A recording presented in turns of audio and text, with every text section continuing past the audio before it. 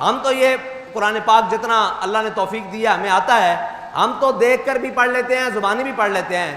تمہیں دیکھ کر قرآن بھی پڑھنا نہ آئے اور واپس آ کر تم کہو کہ ہم نے فلسطین کی آواز اٹھائی ہے تو تم چیمپئن کہلواؤ، اور ہم پاکستان کے اندر ہوتے ہوئے قرآن کے نغمے لبوں پر سجا کر اسلام آباد کی طرف آئیں تو ہم کیسے دہشت گرد ہیں؟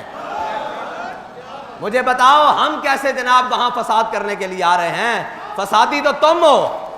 پتہ نہیں تم ہاتھ ملانے کے بس کیا لے آئے ہو ٹرمپ سے کہ تم فلسطین کی آواز بھی بلند ہونے نہیں دے رہے. تم کہہ رہے ہو کہ فلسطین پر نکلنا، اور جناب ایسے موقع پر نکلنا جب جناب ان کے معاہدے ہو رہے ہیں. تو مجھے بتاؤ کوئی آج کشمیر کے لیے نکلے تو کیا وہ فسادی کہلائے گا؟ فلسطین کے لیے کوئی آئندہ نکلے تو کیا وہ فسادی کہلائے گا؟ فلسطین کے لیے تو تب تک نکلتے رہیں گے جب تک بیت المقدس فتح نہیں ہو جاتا. تم آج کے دن کو رو رہے ہو کہ آج کیوں نکل رہے ہیں؟ نکلنا تو ہے بھائی. ہم نے اپنے قائد کے ہاتھ پر ہاتھ رکھ کر وعدہ کیا تھا.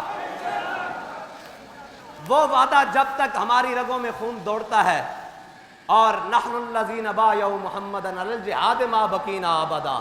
یا رسول اللہ جب تک آپ کے دین کو آپ کے اس غلام کے غلاموں کی ضرورت رہے گی، یا رسول اللہ ہم لبیک کہتے ہوئے حاضر رہتے.